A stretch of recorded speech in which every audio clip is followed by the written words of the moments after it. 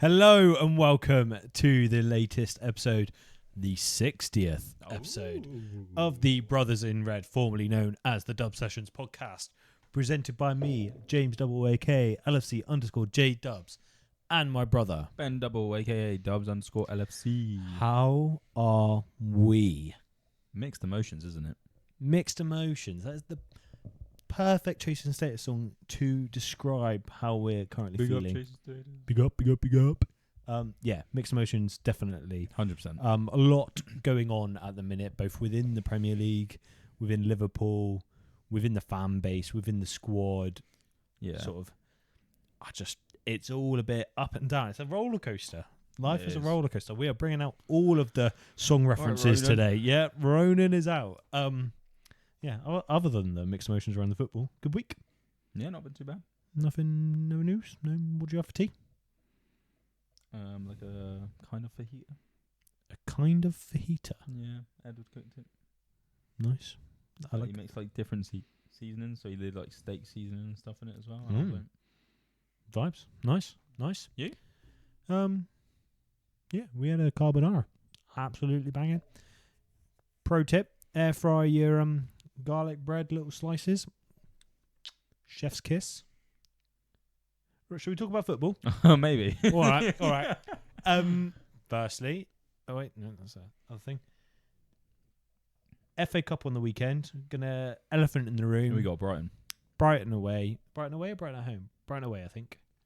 Brighton away. We're not going to be talking about the preview much here. We're winning. 3-1. Oh, but there's the preview done. That's brilliant. We might touch upon it from a couple of our discussions, but in general, not going to do the preview here today. What can be expected? One thing I will say, actually, just to interrupt there, at the time of recording this, we're recording this on the Thursday. Arsenal are away at Brentford in 13 minutes. He has already interrupted his own segue, his own introduction. If I did this, I'd get bollocked. I'm allowed to do it. I'm the one doing the segue. For all you know, this was all a ruse to make it seem so natural and unscripted.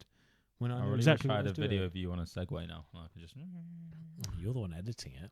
I don't have a video of you on one. I've never been on one. Back to the football. Yeah, so today we'll round off with moment of the week. We're going to review the latest going-ons in and around the Premier League. Also, obviously mentioned Arsenal are playing right now. Look at the top title race, the top 4 race, the relegation battle, and everything in between, from sackings to injuries to how it all affects Liverpool. You always apologise for banging. I don't think they even know. If they're watching, they will. If they're watching. But 90% of the time, I don't know if they know.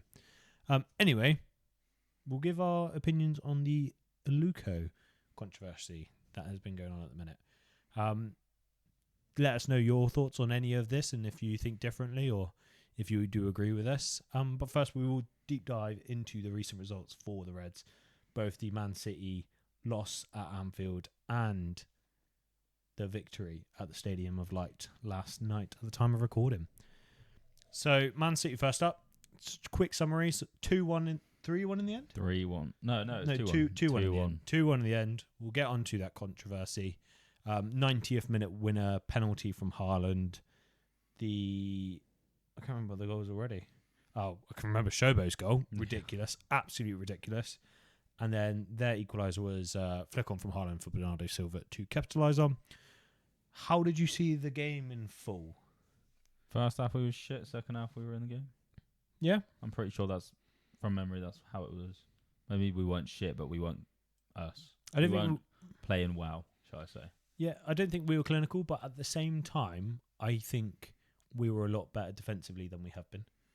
Yeah, I can't argue with that, but like making the most of the chances, I felt like we didn't have as much possession as we liked anyway, but it's City. Yep.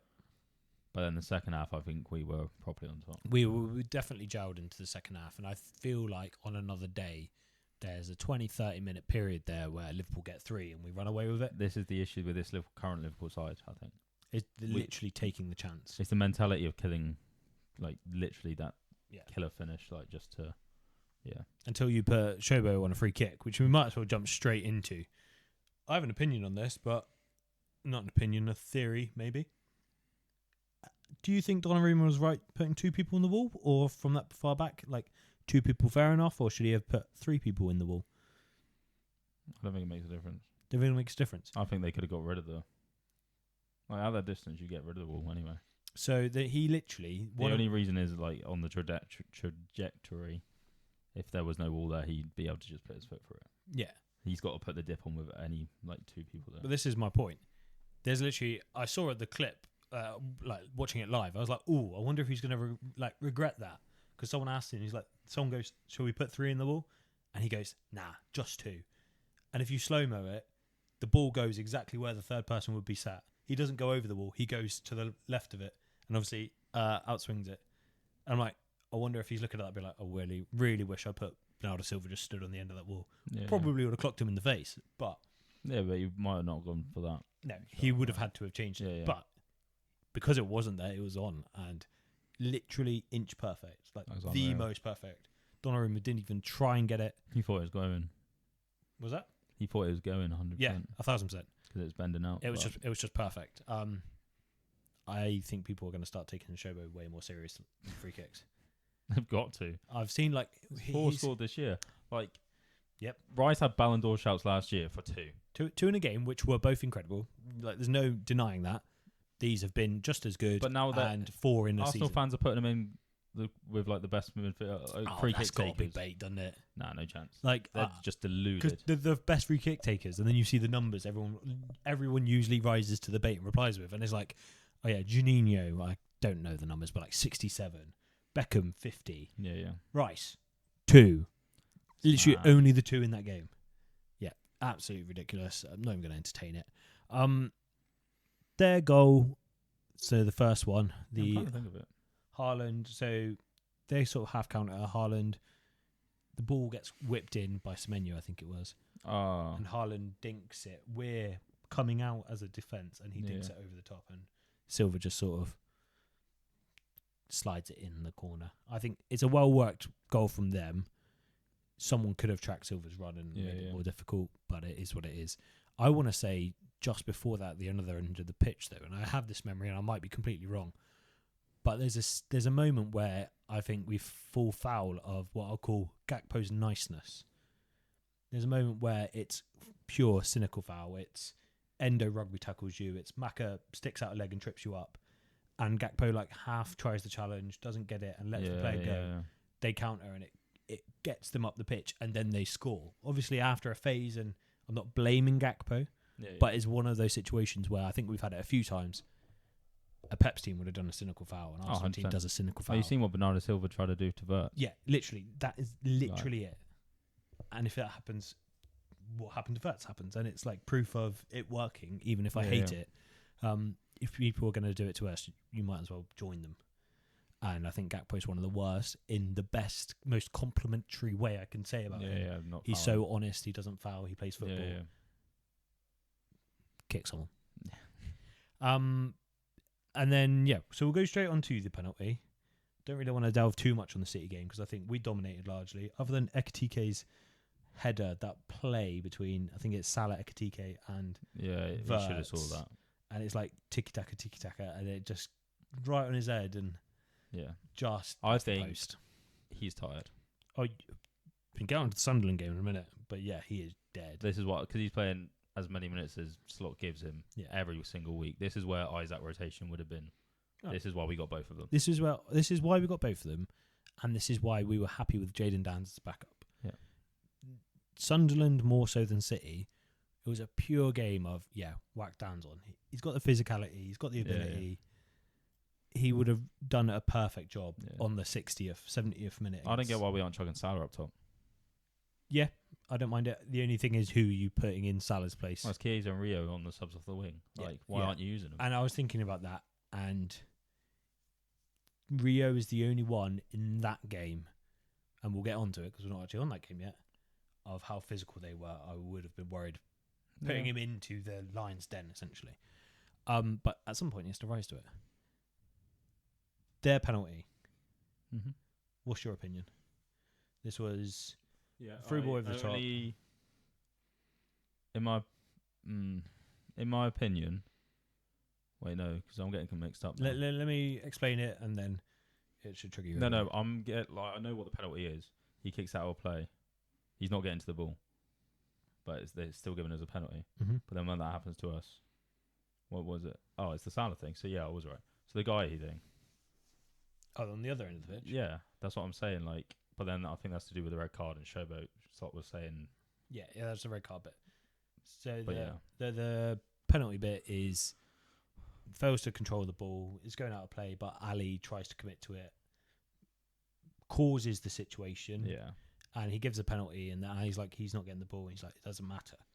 Go back 2 games, it happens to Arsenal, and it does matter. And they don't get a penalty. Yeah. Go back 2 months, it happens to us, and it does matter, and Yeah. we don't get a penalty. All of a sudden, it doesn't matter, and it's a penalty. Yeah. It left a sour taste. It's one of those where it's so avoidable and so inarguable because there's so much contact, and you wipe out a player off the ball. But then, the context, I'm like, you obviously know that. No. So I was thinking about the wrong one. So Guy is the one I compared to Showboat. Mm-hmm.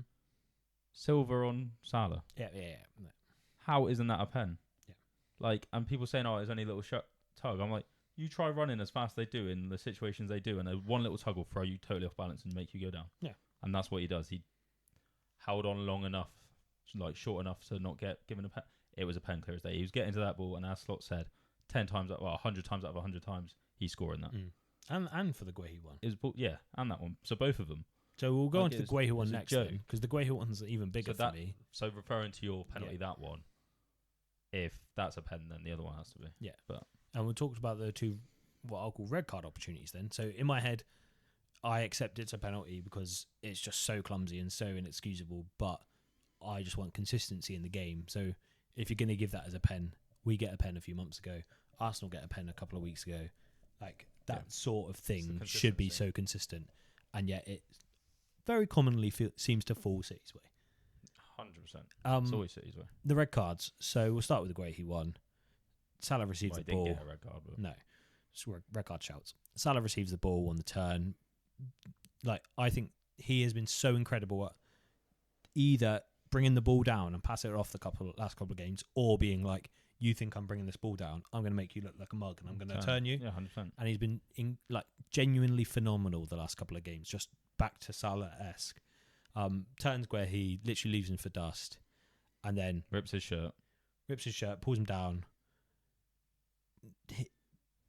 The argument on the commentary was he's not going to get there. He was getting there. The ball is literally in front of him. It's like so close to him. It's unreal. And then the only part of Dogso I'm like, fine. I roll is Diaz is very close to the situation, and probably does get in the vicinity of trying to block the shot. I don't think he gets in. I don't think he gets close enough to block the ball. He might be able to get close enough to be in peripheral vision of Salah to put him off. But other than that, I don't think he's getting close enough to. I think Salah takes one touch as he shoots. Yeah. He's not taking more than one touch in that situation. So that's where I'm like, I think it's Dogso, but there's a world where the place he has to shoot is the place where Diaz is probably arriving as it's happening. No, I get that. So I'm a bit like, it's a grey area, but it's just such a sour taste. And the thing that really frustrated me was he's not in the box, but there's a law where if the movement carries on into the box, it's a penalty. We've been stung by it by Robbo doing it on the edge of the line, and it's because the movement. What was the Van Dijk one? Van Dijk was a kick on the foot on the line. Yeah, that was on the line. That was on the line. Yeah. But this is the opposite of it's the movement back into the box, and Robbo's been stung with it twice, I think. And it's like pick and choose when it's applied. Yeah, again. I'm like, City though. He ends up in the box, still in contact, but it's a foul, and then you're not going to overturn. I'm like, if it was Liverpool, it genuinely feels like they'll get a microscope and be like, the final piece of contact was on the line, so it's 100%. A penalty, definitely a penalty. The one thing, so now you're obviously going to go on to Shoba after that discussion. So what made me think about this is, I have not seen any footage of that last bit of the Diaz tackling Chiesa. I have seen that. I haven't seen it. I've seen it. Chiesa is stumbling, going down. Not close anyway. I haven't. No, Chiesa stumbling, going down as the contact comes in. So again, it needs to be thoroughly checked, which it definitely wasn't. It definitely wasn't. And that's where my issue again lies. Is if it's the other way, I feel like it gets checked. I feel like anything related to Liverpool in our defensive area is 4 like seconds. microscope, minimum that much. And then for them, it's like, no, don't worry. Oh yeah, no, I know. What you Check done. mean. Yeah. So yeah, I've seen the replays and I'm like, fine, whatever. Again, on some days it might be given, on some days it's not. He's already going down. They're probably like he's playing for it, but no check is a joke, and no replay is a joke as well. I've got a note point on the Sunderland one for that because I've still not been confirmed, so I want you to confirm it for me. But go straight into the Shobo red card then. By the letter of the law, it's a red card and a foul. But then we had one 2 years ago over Villa. It didn't happen. Oh, I don't know that. What was that one? Who was it? We got a pass through, and someone took someone down, but it still went in because it got to another player. But technically, is it not goal scoring opportunity denied from that player that's taken on last man? So do you remember what I mean? Do you know what I mean? I think it's halfway line. Someone takes down Salah. I'm pretty sure it's Salah. Yeah. And because the ball carried on to the next person, even though they took down that one and they were last man, it ended up going in still. But it just carried on. Is that the Pau Torres? Not red. The Pau Torres one, I think. Probably. Yeah. The reason it's different, and this is where I like juggled it in my head for like a day after, and like I kind of resolved that it's the right decision, but I kind of hate it. So, but I think I'll let you finish your point. Yeah. So to explain the full situation, Cherky takes a shot. They're on a counter. Ali's gone up for a corner. Cherky takes a shot from the halfway line. It's like a P roller. Shobo and Haaland are racing. Shobo pulls Haaland's shirt. Haaland doesn't go down. Shobo overtakes him. Haaland pulls Shobo to the ground to stop him getting to the ball. And the goal goes in. So everyone's like, how can it be dog so if the goal goes in? 3-1, yeah. Because it's not denial of goal scoring opportunity because the goal has happened. What they have to do, because Shobo animatedly was like, it's a foul, they go, okay, what's the sequence of play? Should the goal stand? No, Shobo was fouled. Okay, Shobo was fouled. Immediately before that, he fouled Haaland in a denial of goal scoring opportunity. And that's why. It's because of Shobo's I get fouled, which means they have to look at the Haaland foul to make it a red card. That it's literally the sequence. If Shobo doesn't get fouled, it's a goal. But then, so that's exactly the same though in terms of in my head about the guy situation. How do you know Haaland puts that in? Denial of the goal scoring opportunity, like. Yeah, and this is the bit I'm like. Do you know what I mean? And swinging back to the penalty, because Shobo doesn't pull him to the ground, unlike Gay he did with Salah. Well, I would say Shobo's is more similar to Bernardo Silva's because it's not a lasting contact and it's not enough to put Haaland on the floor. Yeah. Whereas Haaland's foul is enough to literally topple Shobo. So that's the one where I'm like, you're doing that to make everyone happy. There is a world where Shobo's isn't that much of a foul and Haaland on Shobo is, and then it's goal disallowed and no red card. I think they've almost played the game of no goal but red card. My one is the Bernardo Silva one is the similar amount of contact. Yeah. And that's the weirdest one for me. Swinging back to the penalty shout, I want to say there's something in a law somewhere as well, which I don't know like the back of my hand. I'm not a ref. Of he has no control over that ball because it's over the top. It's his first touch that takes it out of play. The Nunes, I think, when Ali takes him out. Oh, okay, yeah. He's not in control. There's no. He just touches the ball to get away from the keeper. And it flies out. I'm like, is the keeper allowed to challenge for the ball? It's not under control. Yeah, I'm like, at what point is it a sporting incident? If he was dribbling and tactically tried to touch it round, fair enough. Yeah. At what point is it a sporting incident? Because he doesn't deny. Yeah. And it is a foul, but it's a foul. It's a foul of honest. Yeah, it's a foul of honest intent. Is what I mean. He's gone for the ball. Yeah. And he's collided with the player. It's clumsy. He's not going to get the ball at all. So a bit of common sense there feels relevant. Well, that's what I mean with the whole Shobo and Haaland thing. Like, okay, you follow the letters of the law, like, but with VAR, like, sometimes it's just common sense. And like this is a thing. Like last minute of the game, there's literally 10 seconds left. What is the point? Yeah, I get both. I get both. Pep's even said it. Like, yeah, we would have taken the goal. We don't need Shobo to go off. We don't want him to go off because it ruins the game. Yeah, I think refs already have too much power. If you start giving them common sense, I'm like, are they going to have all the power in the world? And then that's literally the last thing we want. Did Liverpool lose the game, or is it just the incidents happened sort of thing? Should we have won? Yeah, we should have won, but we lost the game then. Because we should have won. We should have taken our chances. If you know what I mean. Yeah. It's kind of where my feelings were as well. It's fine margins, but if we take our chances, I don't think any of that stuff at the end happens. No. Move on to the Sunderland game, a more positive note. 1-0 at the Stadium of Light. We didn't obviously do a preview for this. How did you think the game was going to go before we go into the review? It's going to be a tough game. No one's won there this year. Yep. So we were the first winners there. But the first thing I'm thinking about this game is how the fuck isn't Jones starting? Straight away. Like, they have definitely had a fallout. Oh, yeah. Like, 100%. People saying, oh, no. I'm like, no, they have had a fallout. I think it's Dad that was like, no, they definitely haven't. That's just people talking shit. I'm like, Dad, he started 6 games in a row. They had a fallout. He wanted to leave in Jan, the reports were saying. He's like, no, that's all rumours. I'm like, why is he still not starting? When you come on, he's probably the best midfielder in that sit-in that he could go. He could start right back. Why are we starting Endo there when Jones has played there multiple times this year? It's fucking...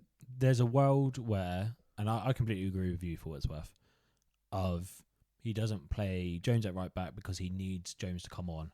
In my head, 60th, because we look dead. Yeah. Jones doesn't come on till like the 80th. Yeah, literally.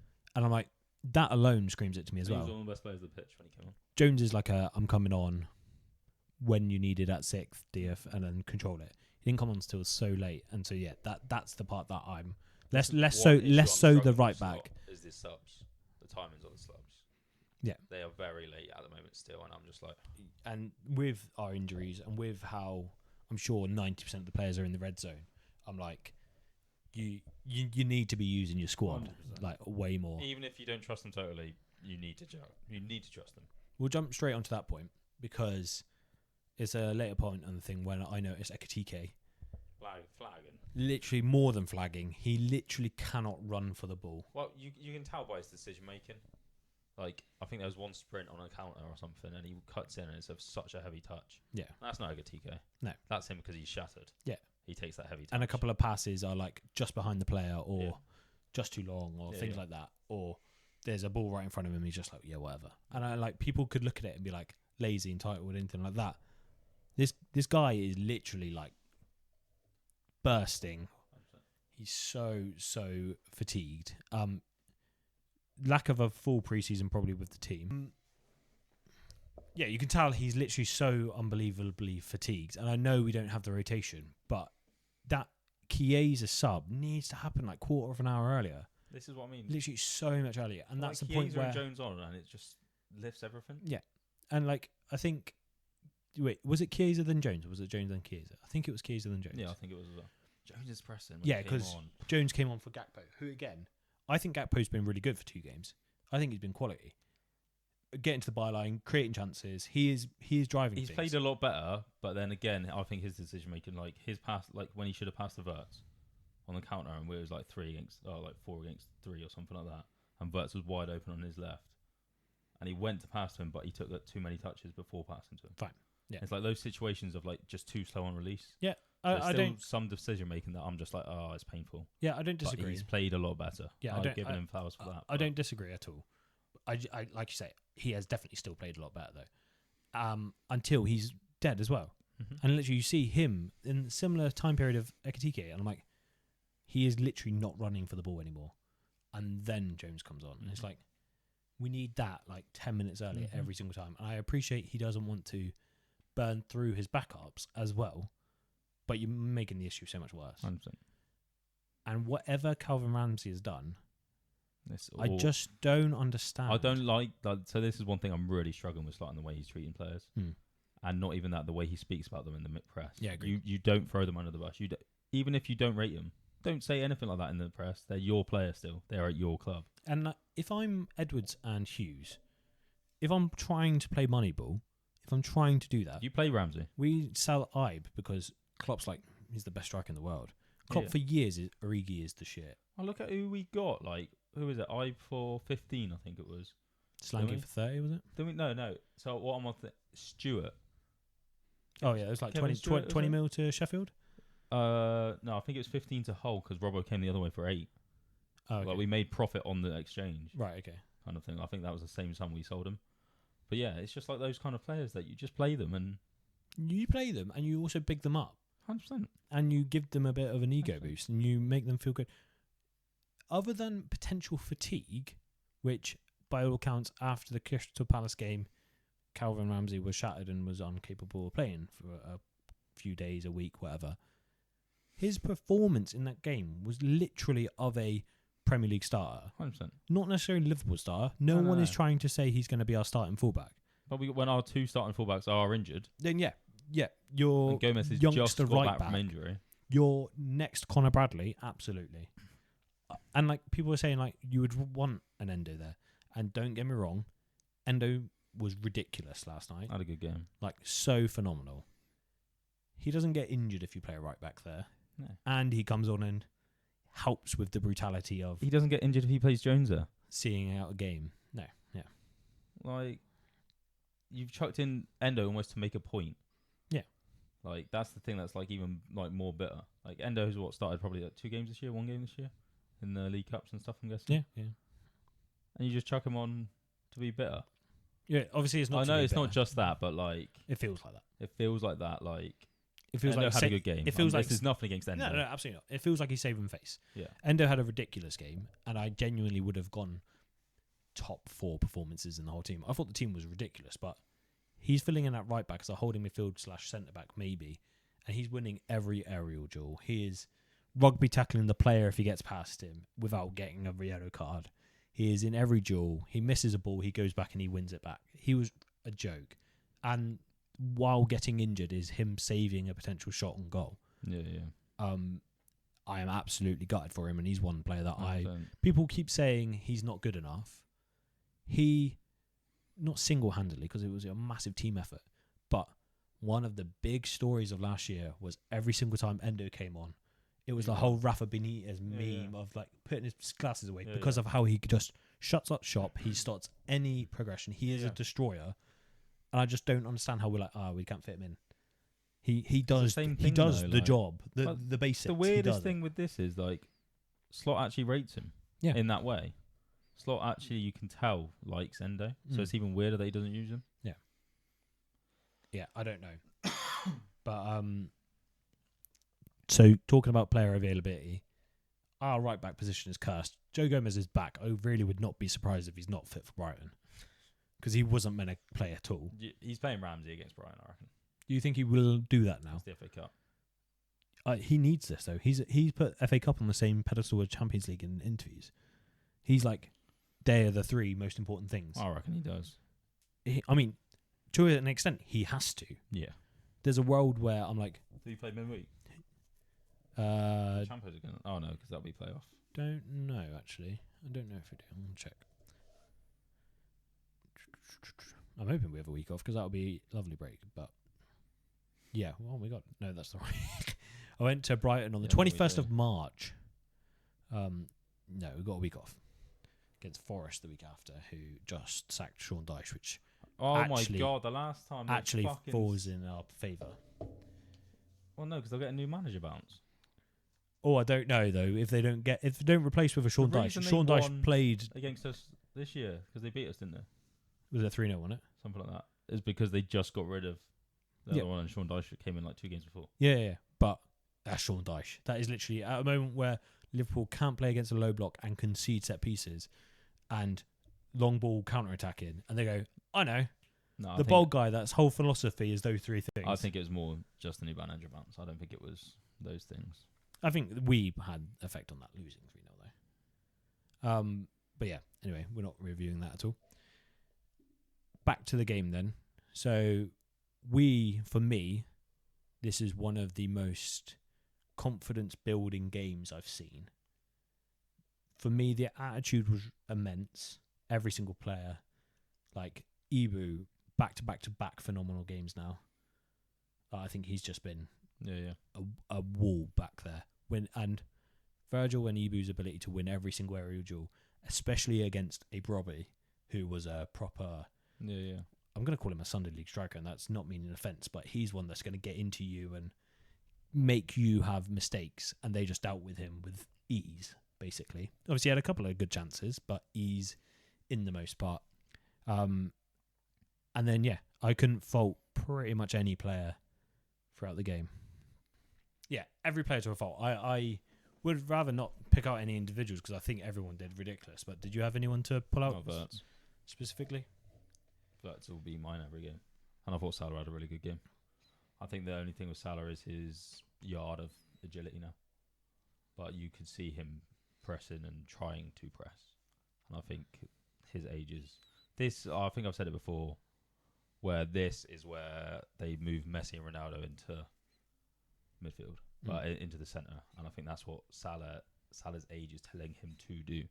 But we're still putting him out wide. That's fair. But yeah, he's still creating. I thought he had a really good game, and I thought he was pressing well. I just don't think his legs, like when we see Maka pressing, we say Maka's a good presser, but he hasn't got the legs for it. No. And I think that's what Salah is like. Yep. Because he's against fast winger backs or fullbacks or wingers. It looks like he isn't pressing as well as he is, but he tries and then he's like, for fuck's sake. My favourite. Normally it's when he gets dispossessed, so he's just sprinted and he's got to try and sprint back, and he does. I think he's lost that bit of pace on the second sprint. So this is really interesting you say that then, because I would have had the same thought about him for most of the season, and even to the extent of if you're going to criticise him, of he loses the ball, he's almost a bit like you said, like hands in the air, doesn't bother to get back. Yeah. The Salah we watched yesterday, he was trying. Literally blew my mind, like overtaking pacey wingers to get the ball he just lost back. And then starting something, and it was just phenomenal. I couldn't praise him high enough for his contribution to the game. But then you see him towards the end of the game, he lost that speed. He was gassed. And absolutely.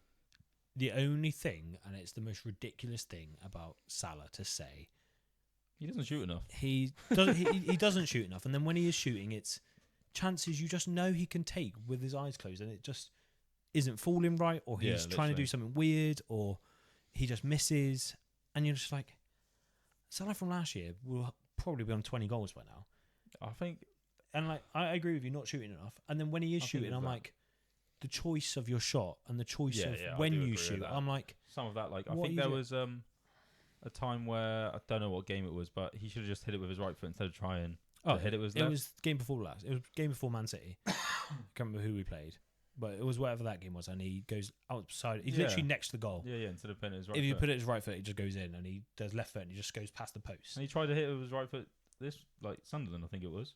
And they nearly went in. Yeah, it was. I'm like, why didn't you do that? Why didn't you do it? I completely agree. I thought Salah was phenomenal as well, to be fair. That's just... Did you see the Sunderland fan comment? No. So a Sunderland fan tweeted saying, Wirtz is by far the best player to ever play at the Stadium of Light for a long time. Yeah. Which includes everyone that's been there this season. Arsenal, Man City. Yeah, I can't remember. One of them might not have been there. Yeah, they've both been there. Both drew this year. But yeah. He was just like different gravy, basically. And like all of his criticisms up until November, December is physically he cannot compete in this league. He will never be able to compete in this league. He is dominating players now. But he's playing exactly the same way he was. Yeah. He's just, if anything, he's just added that final bit. Like people understand, like the rest of the team understands him more, and that is going to get to him. So it's almost like it pays off more. But he was playing with this intensity at the start. He was running as much. Oh yeah. I have no doubt about that. As you said, I think physicality's helped a lot in holding off players. I've seen some training clips of them trying to drill that into him as well. Yeah, and his ability to win the ball back as well, because he's winning the ball back under control. It reminds me of I want to say it was Vidal. Vidal used to do a slide tackle where he used to turn around while getting the ball and run away with it. Not quite that, but he is winning the ball back. And I'm going to create something now. His close control is just absolutely ridiculous. It's silly. Liverpool score another corner.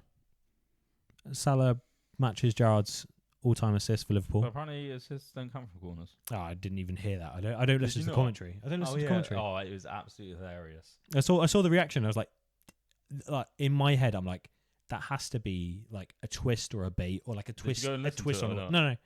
No. No. He literally says, He like seemed annoyed. He's like, because the co-commentator said, he's matched Gerrard's record. He was like, we counting assists from corners now, are we? And like they were like, well, yeah. And Andy McCoy was literally like, oh no, get on, there's not an assist. Like you can actually tell he was annoyed, and I was like, okay, then Saka has like one assist to his name. Then if you're getting rid of all the. And if you're going to remove the big chances created or chances created, Rice cannot create chances. No, literally, this is what I mean. And that's not a saying. He can, and he does well from corners, and he's probably one of the best corner takers I've actually seen in a very long time. Imagine getting rid of corners from their assists and chances created. No, it's true. Well, imagine getting rid of goals from corners. It's no different. It's an assist from a corner. It's a goal from a corner. Yeah. You saying goals from corners don't count? You saying piece. penalties don't count? It's like saying you don't get an assist from a free kick crossing in. Yeah. Well, how? No. The ball was in that little tiny triangle circle thing. Means no assist. No assist now. No assist from me. I'm sorry. Yeah. Virgil rightly given their goal. I think it was going to go in anyway. Oh, it was in, yeah. If anything, fortunate that the player post didn't get in. Yeah, same. And we're scoring from corners. The set piece balance is slowly fixing itself. The deficit of 120 to 1 at one point is now something in the Prem, like I'm guessing 130 to maybe 4. So really good for the last 3 games. Yeah. Before then, what was going on? And I feel even more sorry for the set piece coach that got fired, because they can't have coached any of this other than what they did against Sunderland. To be fair, if they coached to flood the keeper in the way they did, because it was a case of we're not doing our running and trying, we're just standing there. I'm guessing they looked at how many fouls they used to receive from Virgil and Ibu literally running into players. Yeah. And it's like, stand still, use your jump. Watching Arsenal, they absolutely infuriates me on that, how they don't get pulled up for fouls. Yeah, same. It's absolutely, if it's us, if it's Virgil, every day of the week. It's a foul every single fucking time. We touch someone, they fall over, foul. Yeah. But they can shove whoever they want around in the box. It's a joke. Yeah, no, I do agree with that. I hate it as well. Our ability to have that game in a very hostile atmosphere, control it, rise to it, be aggressive. And there was like the amount of times that a Sunderland player would like leave a foot in, follow through and push. I'm glad Xhaka was in there. Yeah, completely agree. My favourite thing was right at the end, Jones is on the pitch. Jones is sprinting to get a ball, gets the ball just away and sees a player coming to do that same thing of, I'm going to leave one on you. And Jones literally just bodies him. And the guy goes flying. And I'm like, you're about to try and body him. Jones' flicks when he came on. His round the corner from the fullback. Yeah. It was filthy. It was, what the hell are you doing? Oh, what the hell are you doing? Yeah. That was amazing. Yeah, thoroughly enjoyed that. Anything else to raise from the Sunderland game? Obviously, we see it out. Injuries aside. No, what I will say, though, is I don't understand how commentators and pundits don't understand football. So I don't understand how they don't understand football. Not every single game, someone gets so Robbo. The example is Robbo. Kirkes wasn't dropped. He was rotated. Kirkes Especially has at the played minute. class the last month or so. I'd say since like probably late December, he's played absolutely phenomenal. It's rotation. You've got 2 solid left backs. You're going to rotate, so we don't have the same problem we have at right back at left back. Well, did you hear? I obviously turn off my commentary. The commentary at the start was, I can't believe Robbo's not been getting the games. How can you not give this quality of player a game? I'm like, because Kirkes has been quality, and we are. You're watching the player play football in the Premier League, also, which is extremely important to us. 100%. And say Robbo has decided he's leaving in the summer. Mm-hmm. I love Robbo, but I would concentrate on Kirkes' progression over Robbo's. Of course you do. And that's nothing against Robbo. That's against the future. Yeah. So if that was a case, then that's a reason why. But it's not even a reason why anyway. It's rotation. Another reason why. Yeah, it's a rotation. And in my head, I was screaming out on the 60th minute I was literally for Jones, Chiesa, and Kirkes. Just because of Kirkes might have got sent off. I didn't anticipate Gakpo going off. I wanted it for Maka, who didn't deserve to go off, but just Maka's legs goes. Maka played really well compared to what he had. Yeah, absolutely. Exike was dead, and then in my head, if you're not going to take Gakpo off, take Robbo off, who was also a little bit late because he was getting ran. Bring on Kirk, as he's going to do Gakpo and Robbo's job, because he will. He's basically on crack. Yeah. But yeah, that was the only one. But again, it's rotation for me, and you're probably saving Kirkes for the Brighton game because you're going to have such a hopefully rotated squad. Because I do not want to see these players die anymore. Yeah, we'll see. So before we move on, yep. As in, like, we're done with the Sunderland game. Yep. Did you see someone else that got sent off this week? No. Someone for the under-21s? No. No, though. You are joking me. 27 minutes into the game or something. Oh, mate. Oh, that is so gutting for him. It just sprung to my mind because you said about rotation for Brighton. Oh, Nalo ain't playing. Nalo ain't playing. Oh, I feel so bad for him. So bad for him. But, like, from what I remember, like, they haven't been awful fouls either, though. I don't know what the under-21s was, but... I mean, he kicked a guy in the bollocks. It was pretty bad. The second one was harsh. It was just a coming to... Like, he ran over his legs. Yeah, last man. And then... Yeah. Both were last man things. I think the kick in the bollocks isn't a red card. It's because it's the last man kicking the bollocks. Yeah, mad. Sorry, Nalo. Moving on to our next segment, bit of a different one that we normally talk about, and be interested to hear your thoughts on it, is the recent Aluko comments. Reigniting the comments from last year. Want to start with a very obvious thing that no one ever needs to say. Promotion of the women's game is extremely important, and we're on the side of allowing women into the sport and giving them the progression they deserve. And there are some of the most ridiculous pundits out there that I think are incredible. Oh, 100%. Incredible pundits. Alex Scott, absolute unreal pundit. I'm gonna get this absolutely wrong. I want to call it as a creator rather than a pundit, but basically, I would be surprised if she's not a pundit one day. It's a stump peg, is it? Yeah, absolutely phenomenal. Like, genuinely, her analysis is absolutely... I love her fact checking and putting guys in their place. Yeah, as well. I would even go as far as I don't know if there's a non-footballing pundit I regard as highly as her. Oh, 100%. If that makes sense. Yeah. Because, like, I see Sturridge is probably my favourite pundit at the minute. He brings the entertainment which you need. Yeah, 100%. And Gerrard. Yeah, absolutely. He brings the entertainment you need, and then he brings the perspective that you're not seeing, as well as he gives Liverpool a hint of bias, but also a hint of, I'm going to reality check you. Yeah, like, 100%. he is a very balanced, he's an incredible pundit. Aluko's comments. So, last year criticised Ian Wright of getting in the way of her progression and of progression of women into the women's game as Ian pundits. Wright shouldn't be a pundit because a woman should be, basically. Yeah. And if you didn't know about this. The argument of trying to make sure you have opportunities open, especially in the women's game, for female pundits to be on the team and the punditry, it's a no-brainer. Obviously you do. Yeah, 100%. And there's a certain world where, I'm going to say, men don't understand the women's game. It's, not as developed as the men's game because they've not been given the privilege of hundreds of years or over 100 years of developing as men have had funding and all of it to do. So only a woman can truly understand what it feels like to be in a women's team. So 1,000,000% they deserve to be there more than most. There's a world where someone like Ian Wright, who is the perfect example of simultaneously bringing viewership 100%. and respecting the fact of he's privileged to be there and 100%. empowering the people around him. He wants that sport to grow. And I just find it really hard, and I find it a bit bitter.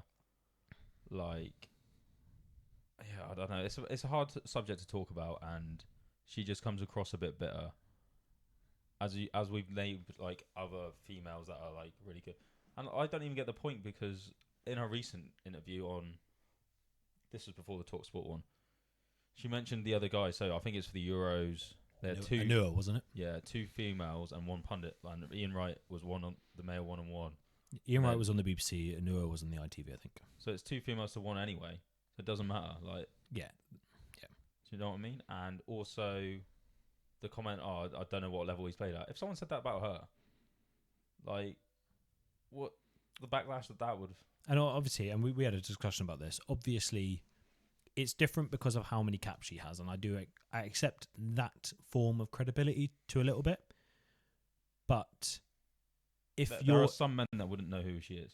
There were some men. There's some people that watch men's football that wouldn't have a clue who she is. Yeah, absolutely. And for some people, for people newly into the sport, e.g., we didn't watch women's football 10 years ago, thinking about the kids that weren't even around then, if you've got Anua or Aluko as your pundit, yeah, other than the little thing that comes up and say how many times they played, it's the quality of the words and the analysis and the entertainment that they bring. But then you change that.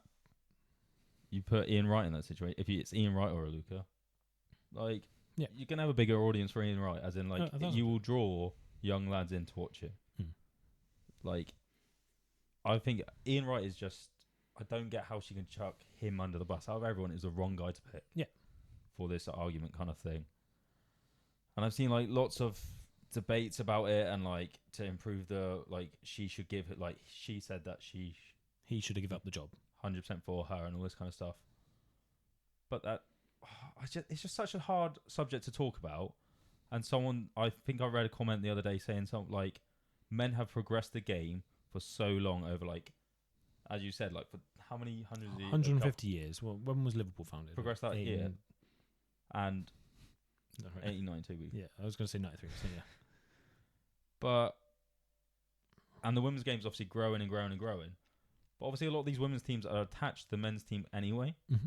So they're using those platforms, those training facilities, the money brought in by men to progress the women's game more. Absolutely. And it's fair enough. Like, obviously it deserves more, but if you don't like it, go start again then. And imagine trying to start from ground zero. There's one, and I don't even know how credible it is, but I do just trust her on it, of one argument of you have men on headline spots for females games, but you never have females on headline spots for men's games. And like I say, I trust her on it. There's usually a female on the punditry team, either the interviewer or the third pundit. Yeah. And so not in headline spot. And yeah, sure, that can change. I'm okay with that changing in general. Look, I am okay with it. No, I'm okay with that. Put an Alex Scott on there because I do rate it, but this is my point. Alex Scott over Henri? No, you're not. No, but my point, yeah, fine. But my point was going to be, Alex Scott is usually the interviewer, who she's discrediting it as like a lead role, but during that being the leader of that punditry team, she provides so much insight all the time. 100%. And I personally, and maybe there's a world where, because she knows the context, she sees almost the label on it. I don't think I've ever looked at a room of 4 pundits and thought, you're the worst one there. As in, like, you're the odd one out. Because they all have football knowledge in their own way. I just think that they're in a different way. You thinking something different? I think I agree with you until Luca is on there. I think this is the issue. Her football knowledge isn't good. I feel like she doesn't verbalise what she wants to say a lot of the time very well. She stutters quite a bit. The way she comes across just isn't great as a broadcaster. And, like, fair enough, she's giving it a go, but, like, just hold your hands up. Okay, this isn't for me. Yeah. It didn't work. I wasn't the best. Like, and that's all it comes down to. Like, I can't remember, before all this happened, I remember, I think it must have been a Euros for a women's team or something, or she's done it for men's. Like, she's done it for men's, yeah. And I just remember thinking, this is awful. Like, she doesn't know what she's talking about. She goes back on what she's saying. She just says the wrong things, and I'm like, she just doesn't know what she's talking about. It's not insightful or entertaining, so it puts you off it almost. And then you have the perspective of a man commentating on a women's game as well, where in the same way as having a fourth person, and I think that might be part of the issue, is usually it's the fourth person on a men's game as a female. Technically, Ian Wright was the fourth person on that punditry team. Yeah, 100%. He wasn't a lead role. It's just because he's Ian Wright. Yeah. Like, I think he was on with, and I might have actually butchered this because it might be the other way around, or even Anua then, was on with Emma Hayes and 100%. Kaz Carney. Yeah. So they're two female dominant 100%. Lead roles. They are the ones that's there. And Anua's there for different perspective altogether. Oh, did you see about the whole thing about her falling out the old England manager or whatever? No. About all that kind of stuff, like racism or something like that along those lines. And then I think don't know if he got suspended or walked away for a game and then came back or whatever. And then the next game, I think they won or like England like scored, and they went and celebrated with the manager, and it's just like it just comes across. I think she just comes across wrong and bad and bitter almost in many situations. Yeah. Yeah. The one thing I did want to raise as well is one of the arguments I really disliked, and it comes back to my stump peg praise and praise of just so many tacticians and footballing people that aren't footballers, that aren't professional footballers, is her claim, and I think it was of her and Farrell Williams. We were stood in the stands with a combined caps of X amount. Why aren't we in there?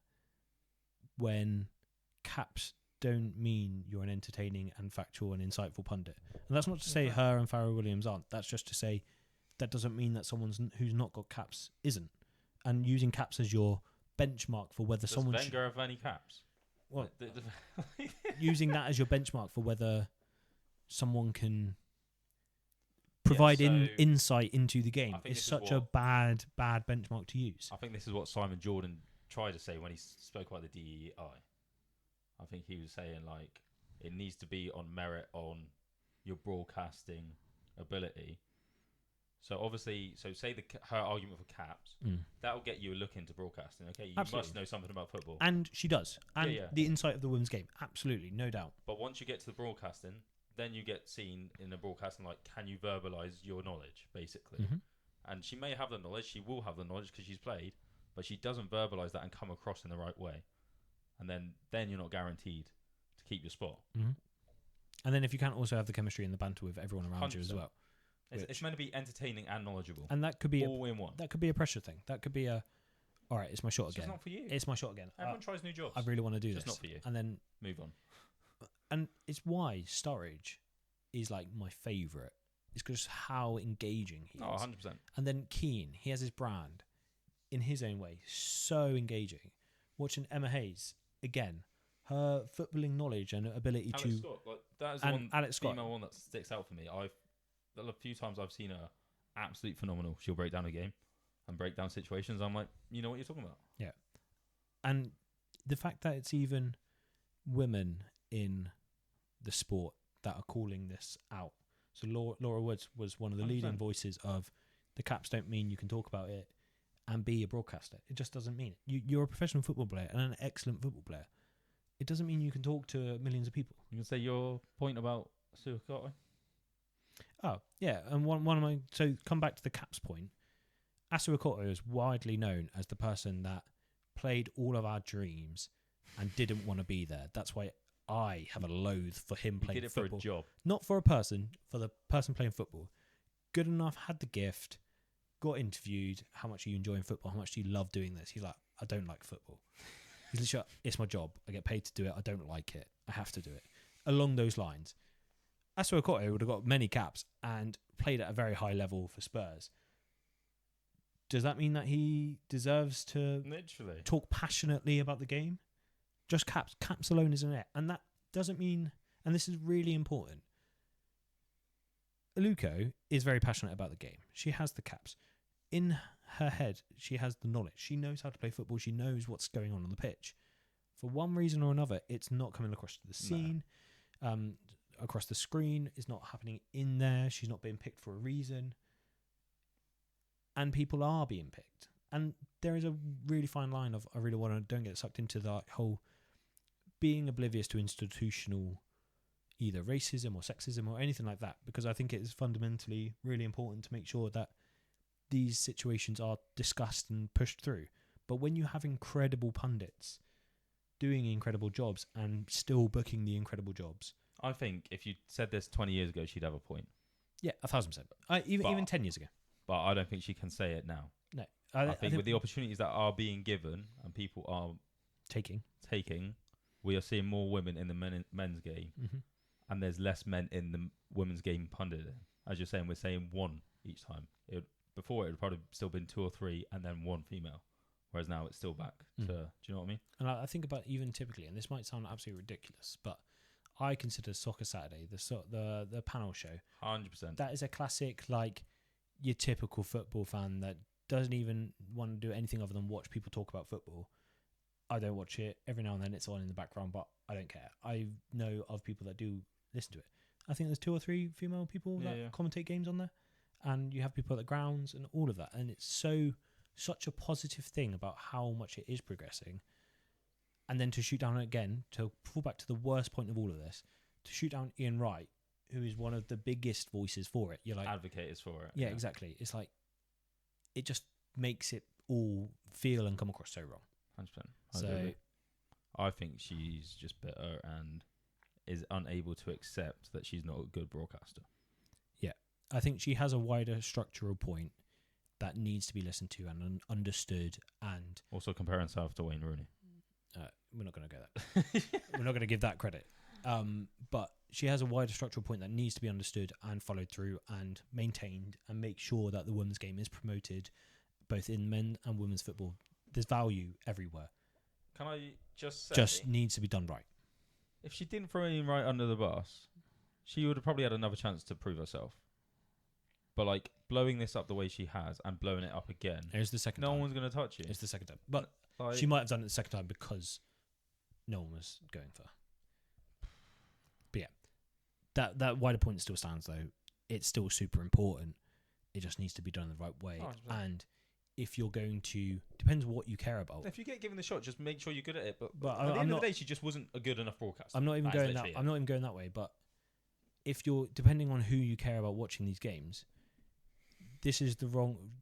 Like, having a go at someone like Ian Wright is the wrong way to get buy-in from historical football fans that have watched him and it and appreciate his opinion, to then be like, oh, I don't want to watch this anymore. Yeah, 100%. Like, it's a great way to put off a certain person to watching the women's game. Yeah, 100% agree with that. I will say, like, I'm calling her like a shit broadcaster. I think she's a shit pundit. I've called many men shit pundits. Oh, like, absolutely. This is what I'm saying. Like, when you're shit. You're shit. What was it? Tim Sherwood. I don't think he's a good pundit. Oh, he's the classic. There's no chance of him scoring from this. Literally, Bobby Firmino scores. Literally that. This is what I mean. There are plenty of shit pundits that I call Gary Neville shit every single fucking week for commentating. Yeah, like it happens. Martin Tyler, horrific, unbiased commentator. Yeah. Again, footballing knowledge, but you just, and it might be bread and butter. Some people might have found Aluko amazing. It's just your own personal preference, and 100%. that doesn't mean much. Right, seems like a lot of we're going to move up. We're not going to obviously preview Brighton. We're going to talk quickly because we've taken up quite a lot of time for this. Yeah. Premier League roundup. We will have a quick check-in on the Arsenal score against Brentford. He says, well, the page refreshes. We're just going to go back. Going to refresh. 0-0 at half-time, basically. Oh. So, City, Arsenal going to the top. If Arsenal drop points today, City are 3 points behind them. Very, very tight. You've got us 2 points behind United. Behind Chelsea, and then 1 point back on United after that, I think. Or 2 points, maybe. And we'll look at the table now. So, yeah. We're three points off United, and they're 5 points off Villa. Villa are very comfortable there at the minute. Unless if it falls off, which they're going to have a lot more football and it's going to have to be sustained, and there's anything could happen. Yeah. Villa are comfortable. So it's looking at the minute like it's Liverpool, Chelsea, Man United for the 4th spot, which is a very, very tasty running. Yeah, well, 5th might get Champions League. Should do. What if we win? Huh? Wait, yeah, that too. Yeah. Relegation's a very interesting one. Can I just quickly say about Cole Palmer's dive? Sure. If it was Salah... I don't know anything, so you have to explain it. Cole Palmer literally simulates, as in, like, he doesn't get touched, goes down, and the ref gives a free kick. Nothing said in the media about it. If it was Salah, thrown under the bus.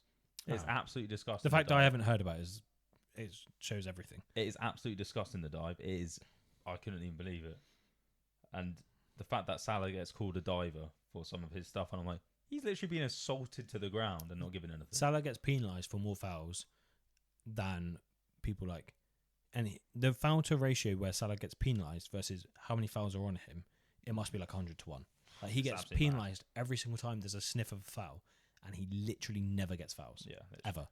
Anyway, that's what I just wanted to say. Anyway. I'll try and find it after. Fine. But so yeah, City, Arsenal are obviously the run in. There might be an outside edge for Aston Villa to try and join in, but I don't really see it. You right? When they go above us. No, joint. No, this is live. Yeah. So they go joint, yeah. No. Well, they go above and goal difference. Sure. Unless they win 1-0, 1-0. then we win on goals scored. Nice. So yeah, Brentford might be in with a shout. The relegations I find very interesting. Wolves are basically down and out, unless if they have a massive surge. Burnley expected, they're in and about. West Ham are getting better. They are getting better. They're stringing together performances. Forest, They should have put away United, apparently. Yeah. They should have seen that off and had that's all right. Yeah.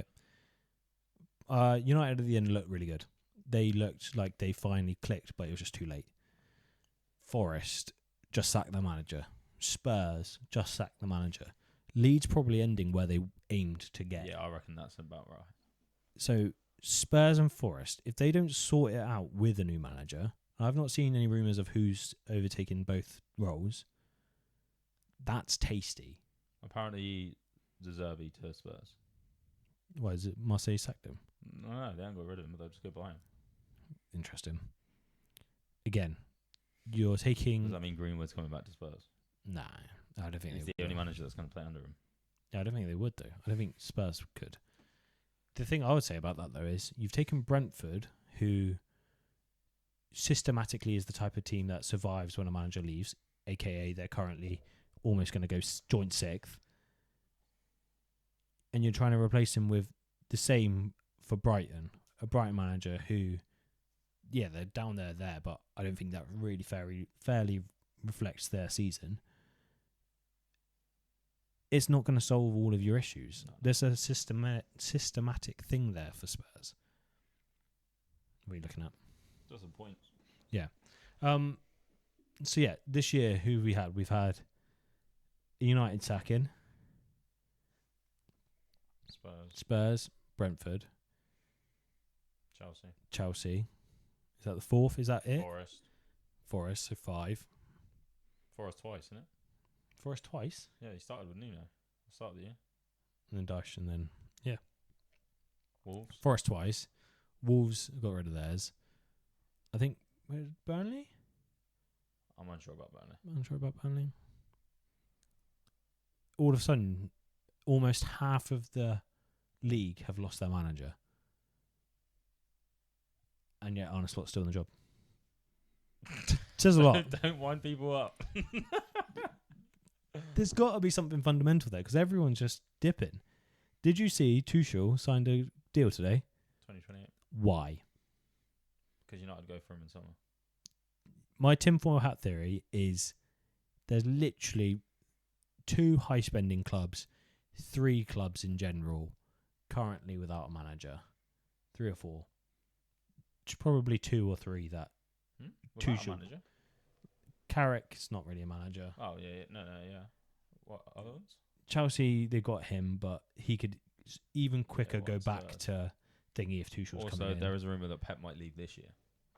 Spurs, Pep again, yeah, I wouldn't be surprised. Is there a world, and this is where my tinfoil hat theory, did Tuchel go to the FA, be like, all of these people are offering me all this money. If you don't give it to me, they'll buy me out and I'll leave, and you don't have a manager for the World Cup.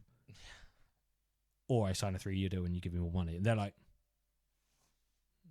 I don't think he plays it. I don't think he's that type of person. No, but it's just weird. Yeah, he's not done a tournament yet. Yeah. And he's already had a contract extension. I think that's for after World Cup. What do you mean? As in a club in the summer. I think in the summer someone will come for him. It'll make them get more money for him because they have to buy him. Oh, so you think that's there? You think it's? I think it's England. Oh, okay. I think England know that United could go for him. Spurs. Well, I think it's United. I think United will go for him in summer, even if Carrick does well.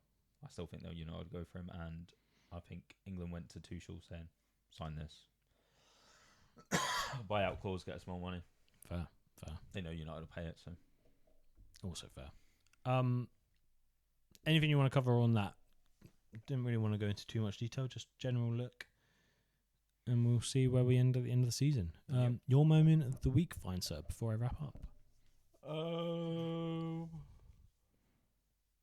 Endo's a noble shout for soldering on. It was a joke how he competed Yeah. with whatever he's done to his leg. Yeah, I wouldn't say obviously that moment is a moment of the No, week, no, as yeah, in, yeah, but yeah. the what his attitude Yeah, yeah, and his absolutely. fight, The ability to come into a game like represents that. us. I've never given up. Yeah, 1,000%. I also like to say like Jones's flicks and Jones's cameo when he came on was absolutely, but it's got to be Shobo's free kick. You'll go Shobo free kick. I want to throw honourable Real. I want to throw honourable mentions in there for both Ibu and Virgil in the way they just dominate and just play and win and fight. It's just incredible. I'll give mine to Verts. Oh, that's Literally, I cannot believe that shot hit the the future of post. this club is safe with the players we got.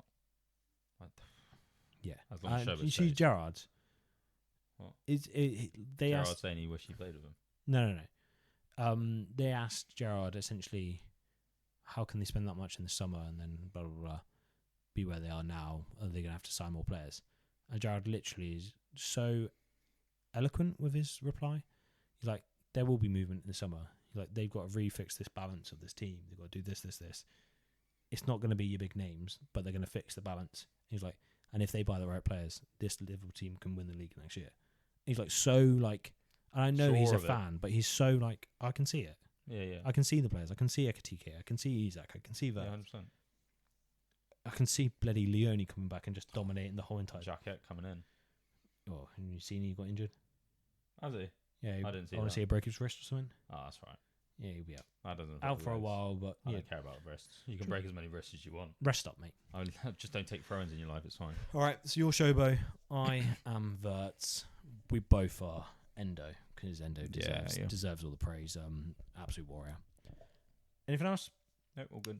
Thank you for listening to this latest episode of the Brothers in Red podcast, episode 60. We hope we've entertained you. Let us know your favourite moments. Let us know if you disagree with any of our points, especially on the Aluko conversation. Leave a like, rating, subscribe, and we'll see you next week. I think these are usually coming out on Fridays. I don't know if they will this week. Well, it's the day after we record. Yeah, Normally it's the day after we record. So last week it was out on a Thursday, wasn't it? Thursday evening. Yeah, well then I 2 released it weeks at 6 ago. PM Oh yeah, Thursday evening. Yeah, fine. because I had the day on Thursday to. Yeah, It was in rush. Whereas fine. I've got to get it out tomorrow. So Cool. We'll see you next week. it's either 6 a.m. or 6 p.m. tomorrow. And same next week and for the rest of the time, Thursday or Fridays. Check it out. Make sure you're following us on socials as well, as we're posting more, tweeting more, trying to engage more. Are we? I am. Are you not? I'm lugging this boulder up a hill. I've been James. I've been Ben. You've been listening to the Brothers in Red Oh, podcast. you nearly said it. You'll never walk alone. See you directly. See you directly. It's because I even never changed my script.